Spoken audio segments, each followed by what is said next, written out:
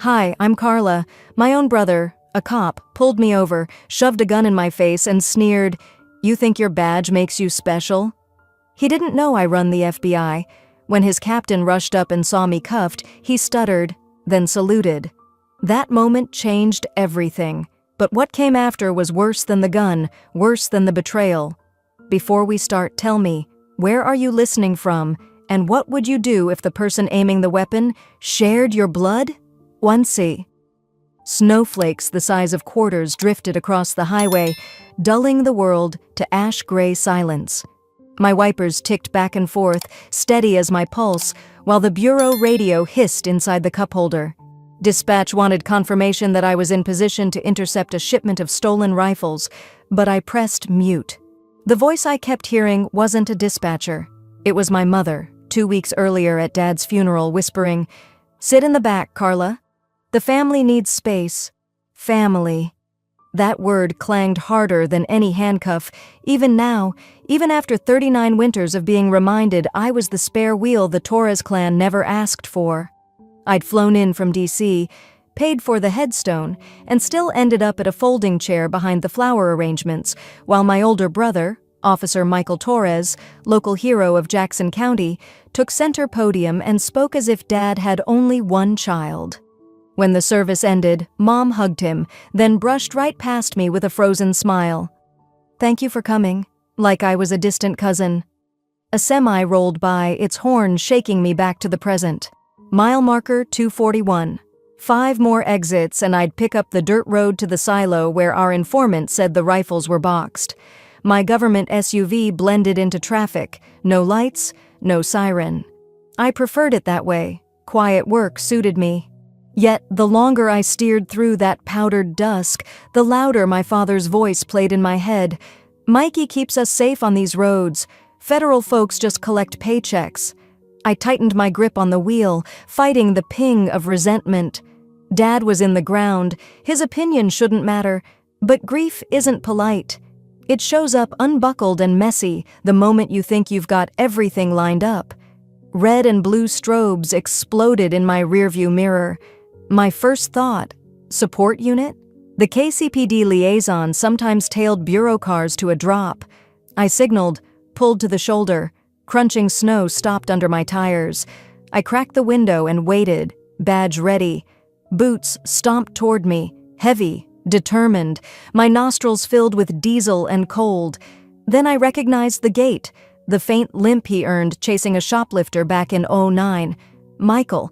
The driver's side door flung open. No greeting, no "Hey, kid." Just a bark. "Step out of the vehicle."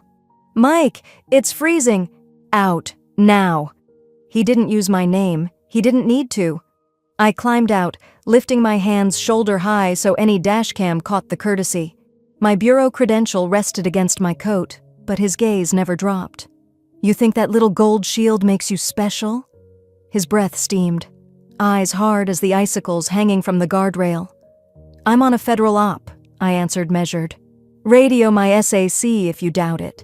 He shoved me against the hood, metal biting through my sleeves. Cold bracelets clicked shut. A minivan slowed, a teenager's phone angled through the passenger window. Somewhere a trucker hit an air horn. The highway suddenly felt like a stage. "Michael, is this who you really are now?" My voice didn't crack. It cut, quiet, surgical. He didn't answer. His jaw flexed, the same motion he made chewing sunflower seeds during Little League. He marched me to his cruiser, opened the rear door. Snow spiraled around us like confetti at the wrong celebration. A black Suburban skidded in, fishtailing before stopping inches from Michael's bumper. A tall man in a bureau windbreaker jumped out, fury burning behind wire rim glasses. "Officer, remove those cuffs." Michael hesitated. "She claimed bureau status, no proof." "She's not just bureau." The man's voice dropped to gravel. "She's my director." He pivoted toward me, then, to my shock, saluted. Traffic noise died in my ears, replaced by Michael fumbling with the key, metal scraping metal. Snow stung my cheeks. I stared at him, nothing left to say. Inside his eyes, I saw it. the flicker of recognition sliding into something uglier. Click. The cuffs popped. They landed in his mittened hand, suddenly heavier than lead. I didn't rub my wrists. I didn't breathe a curse. I simply stepped back, straightened, and waited for the windbreaker to open the Suburban's passenger door. Michael tried to speak, but the words jammed in his throat. I held his stare a moment longer, letting the silence do what speeches never could. Then I turned, boots crunching, and walked toward the warm cabin light of the SUV, leaving twin circles of steel gleaming in the roadside slush. And I climbed into the back seat of the Bureau SUV without a backward glance. The cuffs Michael had fumbled now lay abandoned in brown slush, a souvenir for highway cleanup. Inside the vehicle, the heater pushed warm air that smelled faintly of stale coffee. The junior agent behind the wheel, Harris if I recalled, kept darting glances at me in the rearview mirror. His knuckles whitened on the steering wheel as he merged onto I-70. Silence wrapped the cabin. Not an awkward hush, an intentional ceasefire. I could feel Harris sweating over what to say, so I spared him. "Do you have a tissue?" My voice came out, even, almost bored. He fumbled in the center console, handed one back. I dabbed the red line circling my wrist. The skin was already bruising a soft wine color. "I'm sorry, Director," he blurted. "None of us knew—" "Focus on the mission," I interrupted, folding the tissue neatly. "The rifles are still in play." "Yes, ma'am." His shoulders dropped half an inch, relief mixed with fear. The rest of the ride we spoke only in radio codes and exit numbers. We rolled into the secure garage beneath the Kansas City field office just shy of 10 a.m. Fluorescent lights washed the Suburban in a sickly glow. I stepped out, still wearing the civilian coat Michael had wrinkled. My badge hung at my chest, dull brass against black wool. The elevator ride up smelled of disinfectant and nerves. When the doors slid open to the third-floor corridor, conversation dimmed the way streetlights flick off at dawn. Analysts in polo shirts straightened. A janitor paused mid-mop. Someone whispered, "That's her." Another answered, "The one from the video?" I kept walking. Left, right, left. Military cadence learned years earlier when no one believed I could finish Quantico. My boots thudded across the tile like a metronome. The Situation Room buzzed with screens, maps, and the jitter of caffeine. 20 staffers spun in their chairs as I entered. A logistics officer half rose, uncertain whether to stand or salute. I saved him the decision. "Seats, everyone!" My tone cut through the room. "We've lost 12 hours thanks to unexpected local interference. The arms convoy is now confirmed for 1,400 hours at the Wendell County silo. New intel?" A young tech raised her hand, voice shaky. Thermal drone picked up 3 bodies, 1 vehicle, minimal heat signatures, probable cold storage crates. "Good, we move fast and quiet," I said, clicking through the satellite overlay. "I want 2 perimeter units, drone eyes high, and a clean chain of custody." Questions flew. I fielded them like batting practice. By the time the wall clock hit 10:27, the plan was locked, contingencies noted, coffee gone cold. People lingered, stealing looks at the faint bruise on my wrist. I ignored them, turned to leave, and nearly collided with Senior Agent Ross Kimmel. Salt and pepper hair, loyalty older than my director's parking spot. He cleared his throat. "Director, a word?" I tilted my head toward the hallway. The glass panels muted the briefing room din. He pulled out his phone, thumb trembling. "Ma'am, a dashcam clip from this morning is already on a watchdog site. It'll go national by noon." He exhaled. "And there's more. We intercepted a leak report last week, IP traced to the precinct system. The access log belongs to your brother." For half a heartbeat, I felt that handcuff bite again. Then the sensation passed. "How long have you been sitting on this?" "I got confirmation 30 minutes ago." "Show me the metadata." He handed over a printed sheet. Michael's badge number, timestamps, the same equipment ID that approved 2 forged search warrants last year. I folded the paper once, sliding it into my coat. "We proceed with the operation. No deviations." "Director, with respect, Kimmel, I can't recuse myself because someone in my bloodline lacks integrity." I steadied my breathing. "But thank you for bringing this to me first." As he walked off, a memory flickered. Senior year, Chemistry lab, beaker shattered by my elbow. I'd watched glass scatter like stars. Michael stepped in, told the teacher it was his fault. The detention went on his record, not mine. He'd protected me then. Funny how protection curdles into control. I headed downstairs to the armory. Fluorescent hum, cardstock smell of ammunition logs. I signed out a Kevlar vest and placed my name beside the operation code. The quartermaster stared at my bruised wrist but said nothing. Vest strapped, headset checked, I paused at the door. A faint buzz vibrated in my chest pocket. Phone alert. The clip of my arrest had already reached 40,000 views. Comment section erupting in theories, praise, slurs. I powered the screen dark. In the mirror behind the weapons cage, I caught my reflection. Hair disheveled, eyes sharp, coat still wrinkled from Michael's grip. I smoothed a lapel, not for vanity but to feel the steady beat beneath. Command weighs more than any cuff. I could carry it. The instant I released the mic button, the cabin filled with the steady thunk-thunk of the tires. No siren, no escort, just prairie wind humming through door seams. Harris glanced back once, but I'd already dropped the visor and started running the arrival checklist out loud. Speaking the sequence steadied my pulse. Logistics channels green, body cam rolling, warrants uploaded, drone feed live. By the time we left the interstate for a gravel road, the bureau van with the perimeter team was a mile behind us, exactly where I'd ordered it to stay. Sunlight bounced off acres of dry wheat stubble. The abandoned grain silo rose ahead, rust-striped and listing, as if Kansas itself had exhaled and forgotten it. I popped my door before the SUV stopped moving, boots landing in dust the color of cinnamon. 40 yards out, I keyed the throat mic. Command. Visual confirmed. Proceeding. No tremor in my voice. Adrenaline kept the syllables crisp.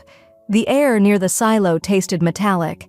I pulled my sidearm, edged along the shadow of a cracked concrete hopper, and slipped through a gap in the corrugated wall. Inside, the temperature dropped 10 degrees. Shafts of light cut through bullet holes, painting stripes across wooden pallets stamped with Cyrillic codes. One man in a ski mask counted bundles of bills on a crate. Another stood by a portable radio, humming. I didn't give them time to process a female silhouette. Federal agents, hands where I can see them. My words echoed off metal walls. The counter clicked to the floor. The first smuggler froze. The second reached for something. Bad choice. I delivered a hard command and a harder tackle, cuffing him while the perimeter team stormed in behind me. The takedown felt textbook, almost too smooth. That's when I noticed the burner phone. It lay on an oil drum, screen still glowing, recent call time stamped 4 minutes earlier. Warm device, recent conversation.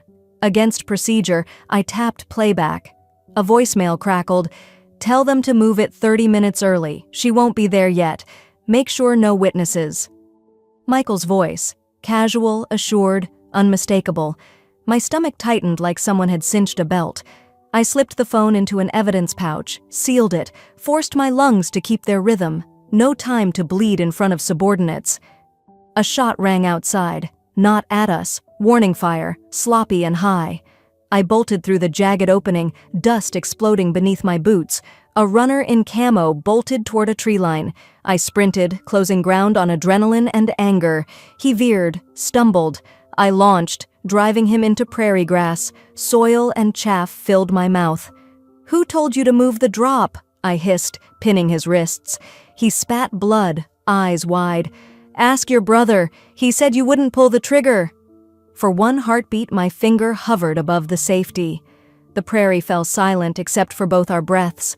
I cuffed him instead, muscles shaking, not from strain, but rage too old to name. By 1500 hours, the silo was sealed, suspects loaded, rifles inventoried. Back at the field office, fluorescent light washed over congratulatory smiles. I stood at the debrief table, voice even as I listed chain of custody numbers. No one asked why I never mentioned the burner phone. I logged it under an anonymous evidence tag, my initials nowhere near the entry. Paper shields were safer than family. When the chatter died, I slipped into the locker room. Metal benches, chlorine scent from the shower drain, echo of distant phones. I sat, elbows on knees, hands finally free to tremble. The voicemail replayed in my head. Michael arranging to sabotage a federal op, confident I would be late, confident I wouldn't shoot. Years ago, he'd stolen my detention slip so I could play clarinet in the winter concert. Now he was stealing my credibility. A memory burst, uninvited, last Christmas before Dad got sick. Michael balanced 2 plates at the buffet, sliding the bigger slice of pecan pie onto mine. "Fuel up, little sis. Quantico's not feeding you enough." Pride in his grin, warmth in his elbow bump. That boy was gone, replaced by a man who traded oaths for shortcuts. The locker room clock clicked. Operation reports demanded signatures, not sentiment. I stood, smoothed my vest, and tucked the evidence pouch deeper into my go bag. Officially, I'd done my duty. Privately, something cracked. Betrayal wasn't abstract. It was a voice message, a whispered dare, a reminder that blood can clot into stone. I held the burner phone between 2 fingers, studying its cracked screen as if it might confess more than Michael's voice. Confronting him would feel good, briefly, but satisfaction isn't strategy. So I chased a different kind of justice, the kind that ripens slowly in sealed envelopes and evidence lockers. I dialed internal affairs from my hotel room, the shower still fogging the mirror. "Anonymous tip," I began, tone flat. "Level 3 conflict, Officer Michael Torres, audio proof attached." The supervisor tried to pull me into dialogue. Protocol this, sworn statement that, but I offered no story, just the data file. When the call ended, the only sound in the room was the soft click of the air vent. 1 domino down. The second number sat in my contacts under a name I'd never deleted, Colonel Hayden Cole, though he hadn't worn the rank since leaving the Corps for the Bureau. I stared at the screen long enough for it to dim, then I tapped call before I could indulge regret. "Carla." His voice, after 7 silent years, sounded older, smoky. "Thought you were stationed on Mount Olympus these days." "It's urgent," I said. "Memorial Park. Noon tomorrow." A stretch of silence, then a sigh I recognized as reluctant consent.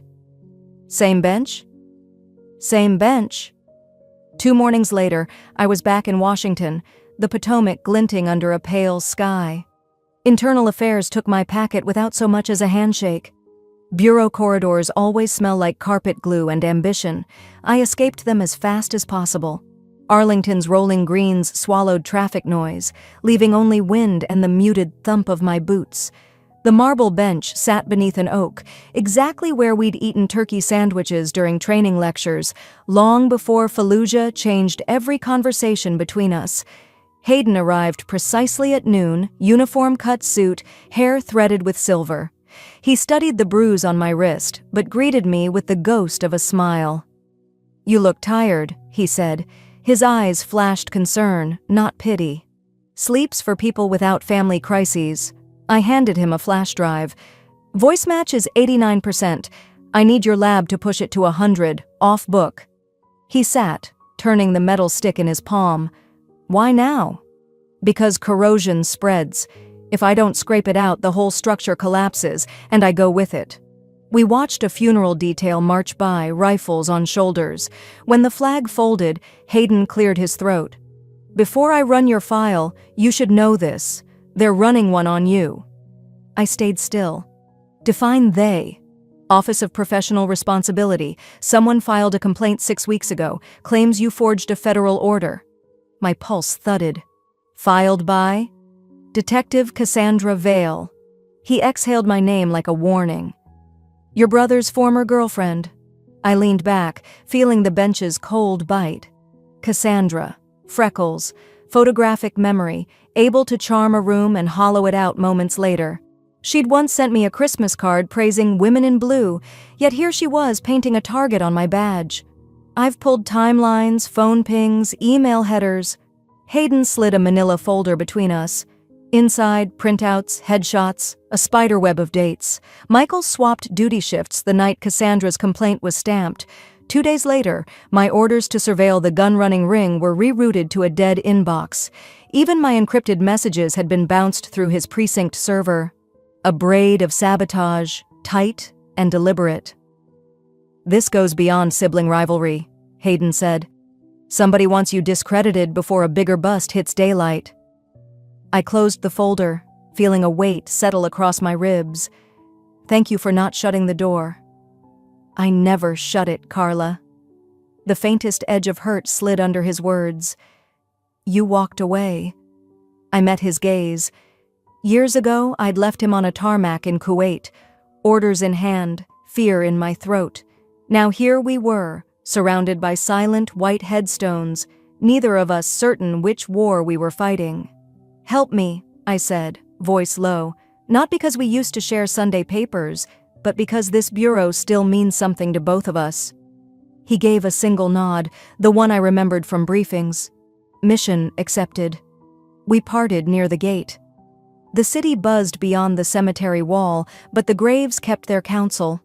I hailed a cab, opened the folder again during the ride, and committed every date and name to memory. Cassandra Vale had underestimated how long I could hold a grudge without letting it poison my judgment. At headquarters, I signed out body armor for the next morning's precinct visit. The armory clerk noticed my bruised wrist had deepened to plum and offered an ice pack. I declined. Pain, handled properly, clarifies priorities. That night, I lay in a borrowed Georgetown apartment, evidence charts sprawled across the dining table. Each arrow pointed back to Michael, but Cassandra's fingerprints gleamed on the edges. Sleep hovered but never landed. At dawn, I folded the charts into my briefcase and buttoned a crisp blouse. Wrinkles invite doubt. Morning unspooled in a haze of stale coffee and highway mile markers. I parked outside the Fairfax County precinct at 8:03, the sky the color of an unspoken apology. My bureau blazer was pressed sharp enough to slice whispers. I'd need every edge. Inside, fluorescent lights flickered over linoleum, the shade of disappointment. Conversations fizzled as I walked the corridor. No one saluted, but chairs straightened, and the rustle of gossip folded into nervous paper cranes. Michael lounged at the watch desk, boots crossed, hands laced behind his head, the posture of a man convinced the room belonged to him. Our eyes met.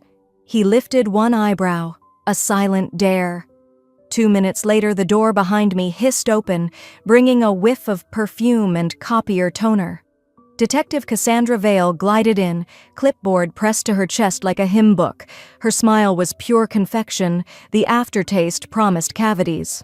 "Director Torres," she trilled, adding just enough volume for nearby officers to overhear.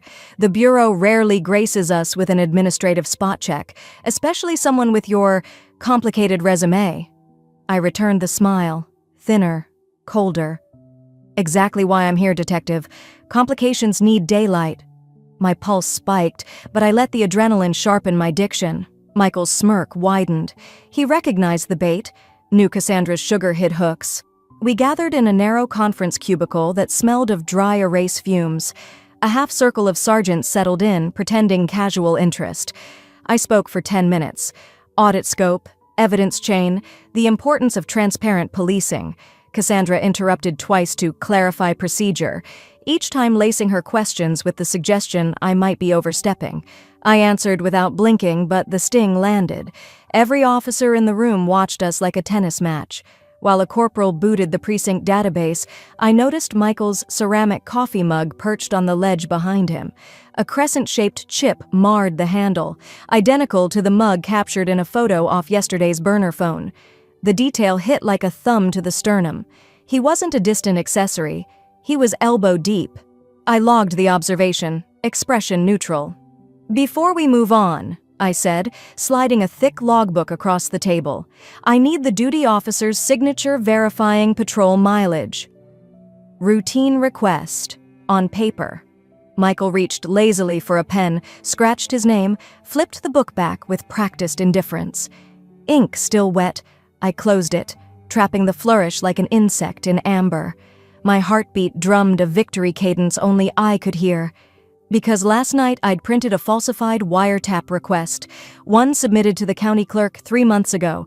Same font, same margin notes, and now, thanks to Michael's carelessness, the exact same signature and ink pattern. Proof that forged paperwork flowed from this chair to the smuggler's pockets. One more brick for the indictment wall. The meeting adjourned amid polite coughs. Cassandra offered a handshake I pretended not to see. In the lobby, Michael whispered, "Still chasing ghosts, baby sister?" His tone dripped affection seasoned with threat. I let silence answer. It bruises deeper than words. Outside, cold sunlight bounced off cruiser windshields. A gray sedan idled half a block down, Hayden's temporary assignment car. I adjusted my messenger bag, raising 2 fingers, then 4, palm facing him. 4 hours, pull traffic cam footage. Hayden dipped his chin once, started the engine. If Cassandra met Michael before the briefing, camera timestamps would stitch them together tighter than any rumor. I slid into my own vehicle, shut the door, and finally exhaled. The logbook lay on the passenger seat, Michael's signature glowing like radioactive ink. I thought of the chip in his mug, the carelessness that creeps into people who believe their last name is armor. Neither of them realized the audit wasn't paperwork, it was a tripwire. I pulled away from the curb, the bureau radio muttering static. The plan had moved another square forward, but victory tasted like penny metal on my tongue. Family warps every triumph. The win always costs full price. We didn't speak much during the drive to the Reston facility. Just the quiet hum of tires on damp pavement and the occasional flick of Hayden's blinker. The weight of the morning still hung over me like fog. Michael's fake smile, Cassandra's sugar-coated venom, and that mug. That chipped mug. My gut said it wasn't just coincidence, and I've learned, never ignore your gut. When we pulled into the gated compound, Hayden keyed in the access code and gave me a look. Not a question, not sympathy, just quiet solidarity. That's all I needed. The surveillance lab was dim, just the blue glow of multiple screens and the hum of the server fans in the corner. I settled into the chair next to him, folded my hands, and let him cue the footage. Station lot, camera 3, timestamp, yesterday 5:30 to 6:00 a.m., he murmured. The grainy video played at triple speed, early delivery vans, a few officers arriving early. Then, at 5:47, a familiar SUV nosed into the lot. Hayden slowed the playback. Michael stepped out first, unbothered. He circled to the passenger side. The door opened. Cassandra.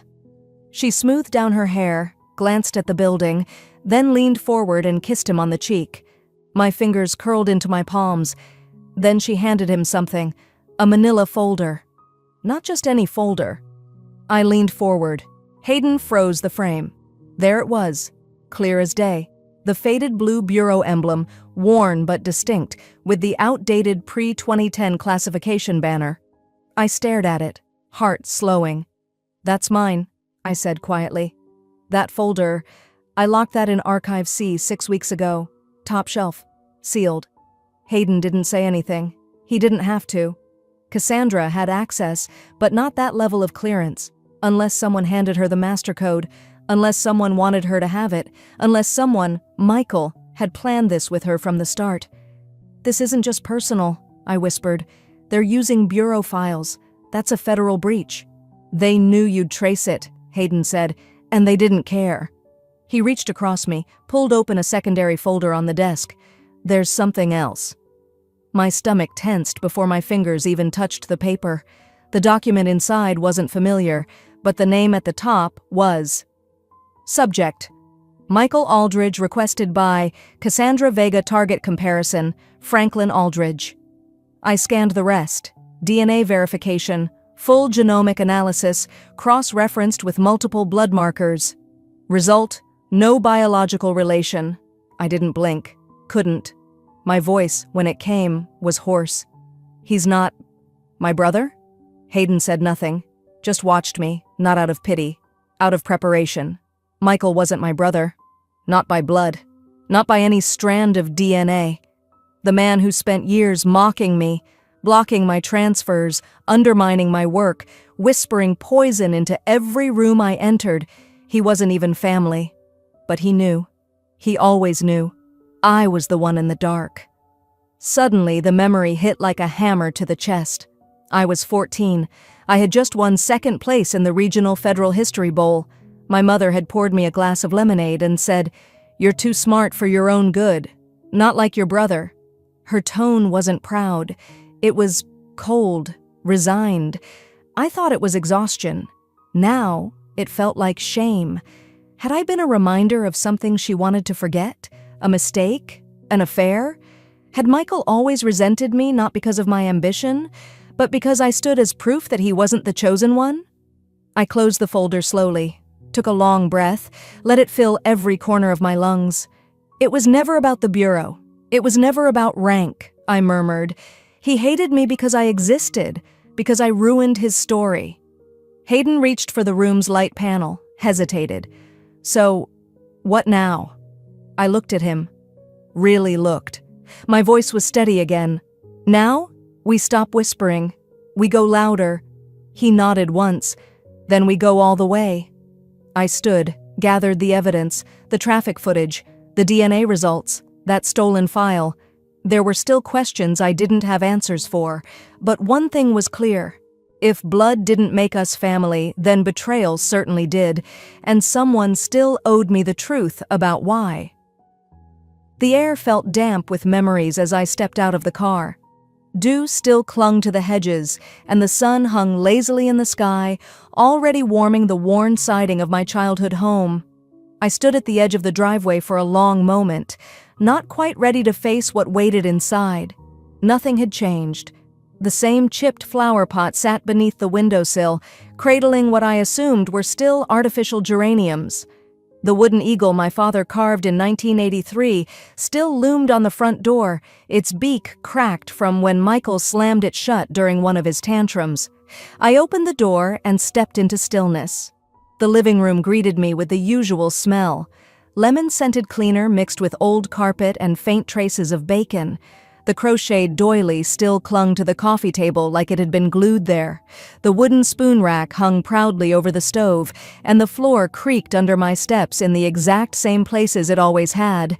Only today, none of it felt comforting. It felt like walking through a set built for someone else's life. From the kitchen, I heard her humming, soft and familiar. It was that old gospel tune she always played when she was trying to forgive something. I couldn't remember the lyrics, only the melody, slow, almost mournful. I walked in. Mom stood at the counter in her morning housecoat, rinsing a dish under lukewarm water. Sunlight filtered through the lace curtain, casting fractured shadows across her silver hair. She hadn't heard me yet. I didn't clear my throat.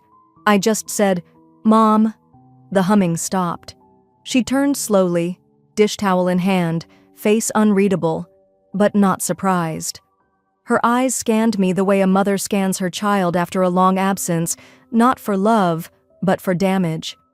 "You're early," she said, voice steady. I didn't answer that. Instead, I stepped closer and sat down at the small kitchen table, the same table where she used to slice oranges and quiz me on state capitals. "Who is my father?" Her hand froze on the dish. The towel slipped to the floor. For a second, I thought she hadn't heard me. Then she turned back toward the sink. Her shoulders sagged as though someone had placed bricks on them. "Why would you ask that now?" I didn't move. "Because I know Michael isn't my brother. Because there's a report, DNA. Because I found a folder in evidence that was stolen from me. And it had your handwriting on it." She slowly sat down across from me, her hands shaking slightly as she gripped the edge of the table. "I never wanted you to know," she whispered. "I thought if I kept it quiet long enough, it would fade." "Fade into what?" I asked. "Into a lie I was supposed to call family?" "I did what I had to." Her voice cracked. "It was a hard time. I was alone. Your father, he wasn't someone I could build a life with. He was temporary." My chest tightened. "Then who was he?" She looked away. "He worked contracts for the Bureau, Black Ops. I never even knew his real name, but he left long before you were born." "And Michael?" I asked. She shut her eyes. "He always sensed you were different. He was jealous. So I told him you were adopted, from a cousin upstate. I thought it would protect you." "No," I said quietly. "It protected the secret, not me." Her lips quivered. "I'm sorry, Carla. I was trying to keep things together." You were so bright, so strong. I didn't want that light dimmed by shame. Shame, that was it. That was the root of all this. The hushed tone when I got awards, the way she looked away when I brought home certificates, commendations. That wasn't pride, that was guilt. I stood up slowly. The kitchen felt smaller now, like the walls were leaning in. I didn't know what I expected, but it wasn't this. I turned toward the pantry, not really sure why. Maybe to get air, maybe to find a reason to stay grounded. I stepped inside and leaned against the shelf. My fingers brushed against a rice bag that had probably been there since Clinton was in office. Something fell behind it. A yellowing envelope. I picked it up. It was small, sealed, and addressed in neat, cramped handwriting. Carla, for when it's time. My heart thumped. I peeled the flap open. Inside was a single sheet of stationery. The ink had faded in places, but the words were still clear.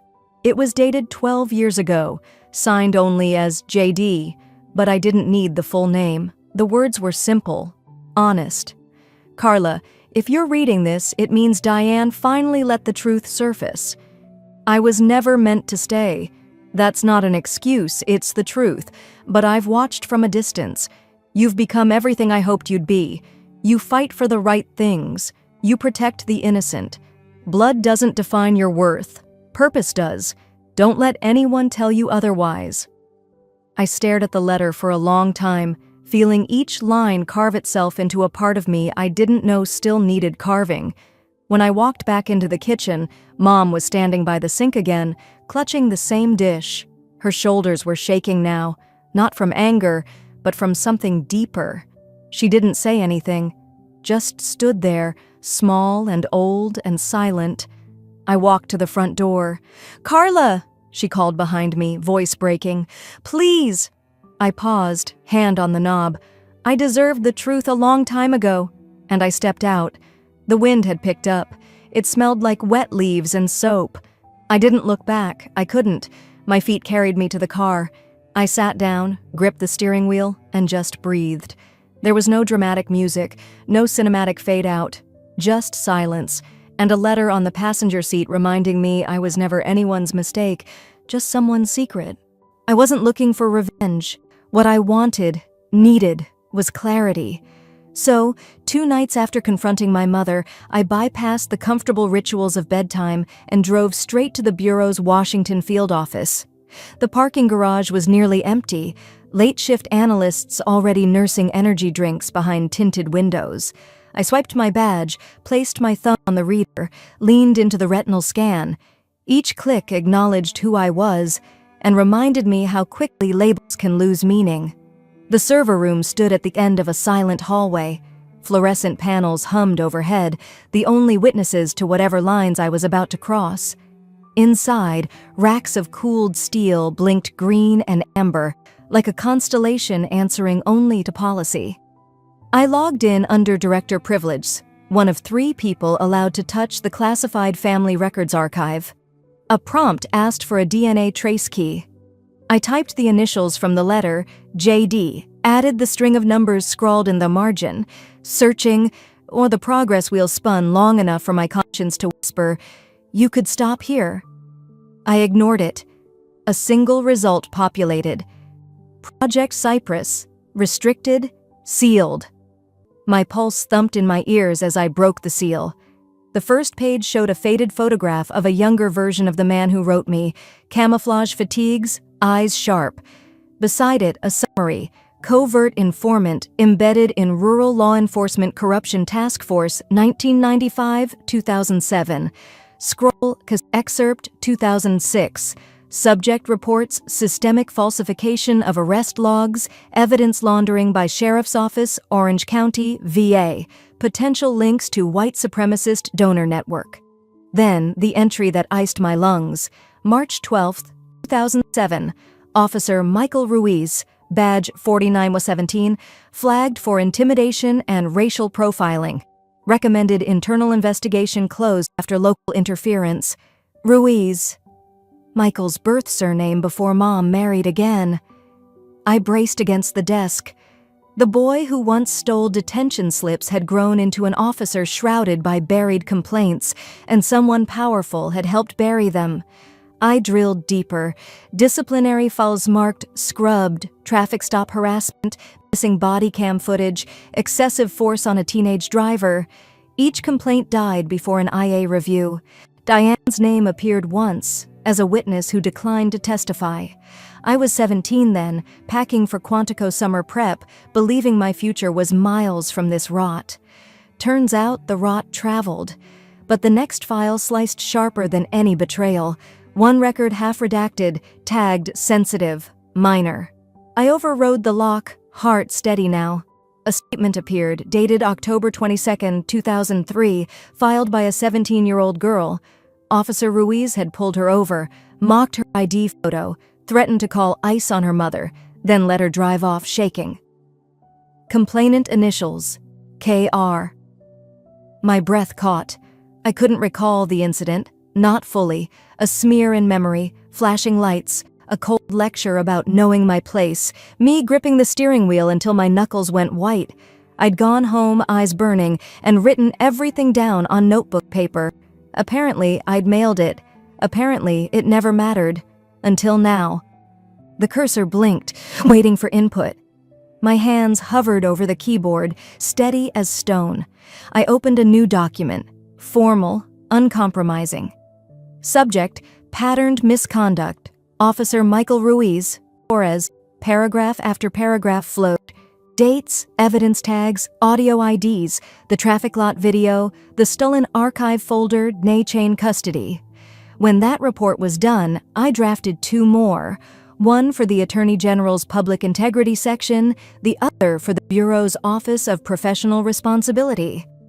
No emotion, no hyperbole, just a timeline sharpened to a blade. I saved each file to an encrypted drive, slipped it into an evidence envelope, and sealed it with tamper tape.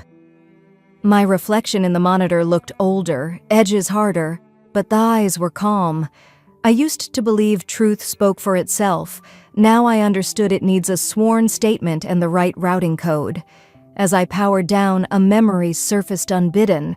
Michael teasing me after my first day at the academy, "Don't forget where you came from." Funny how he never worried about where he came from. I flicked off the server room light, stepped into the corridor, and locked the door behind me. The concrete smelled of cold dust and promises kept too late. Under the exit sign's red glow, I whispered into the quiet, "I will not let this happen again." Tomorrow, papers would land on desks that preferred tidy narratives. Tomorrow, silence would end. The hearing was set, and rumor said every seat had been claimed by dawn. I arrived through the service corridor, no entourage, no press line, just the soft tap of my shoes echoing off marble. The committee chamber felt colder than the February air outside, microphones glinting beneath white lights, rows of uniforms and suits packed shoulder to shoulder. 3 chairs down, Michael kept his gaze glued to the ceiling vent, jaw working like he chewed on nails. Cassandra's seat bore a folded card marked "on leave." Her absence rang louder than any gavel. I waited while minor witnesses testified, policy analysts, an ethics professor, 2 citizens describing roadside fear. Finally, the clerk called my name. Cameras flashed. I placed my notes on the walnut desk and met each panelist's eyes before speaking. "My name is Carla M. Torres. I serve as director of the Federal Bureau of Investigation." No tremor. No apology. I'm here today because unchecked authority erodes public trust, and because the badge on my jacket should never outrank the truth. I outlined the timeline, a routine night drive turned hostile, my brother's gun at my face, forged wire requests carrying his signature, Cassandra's theft of sealed evidence. I described the hidden traffic lot rendezvous, the decades-old complaints that vanished like smoke, my own forgotten teenage report resurfacing in redacted ink. Every sentence landed clean, clipped, each pause designed to let the words sink rather than sting. When I finished, I folded my pages and added one final line. "Power is a loan, not a birthright. I will spend the rest of my tenure collecting interest for the people it belongs to." Silence, thick as drizzle. Then Michael exploded. He leapt up, chair skidding. "You think you're so pure? You're nothing without that bureau patch." Veins bulged at his neck. Grandstanding in front of strangers. Security stepped forward, but I lifted a hand. "Mr. Chairman," I said evenly, "Exhibit 38B is now relevant." A tech tapped a key. The wall monitor flickered to life, showing body cam footage. Michael cornering a probationary deputy last spring, voice low, menace blatant. Gasps rippled through the audience. The committee chair's gavel struck once, twice. Michael's shoulders deflated as if someone had opened a valve. The ruling came swiftly, suspension without pay pending criminal indictment. Cassandra's attorney submitted her resignation via email before the lunch break. Reporters surged, flashing bulbs like summer lightning, but I offered no headline. My silence sufficed. Outside, winter sun bounced off courthouse stone. Hayden fell into step at my left, Agent Lind at my right. Microphones floated, questions ricocheted, yet we walked through them untouched. 3 silhouettes against glaring light. No victory lap, just clear air and the sense that a door had finally closed. Weeks later, a padded envelope arrived at my office. No return address, only my name in teenage handwriting. Inside lay a letter I'd penned at 17. The night Officer Ruiz humiliated me on Route 29. I had poured anger onto lined paper, sealed it, and apparently never mailed it. Mom must have tucked it among her keepsakes before guilt turned to dust. One line read, "Don't let him take your fire." I struck a match, watched the flame crawl across that fragile past, and let the embers fall into a porcelain dish. Not out of bitterness, but release. Some stories end better as ash than as evidence. They tried to silence me, first with shame, then with a badge, and finally with fear. But what they forgot is that silence can also be power when it's used to end a cycle.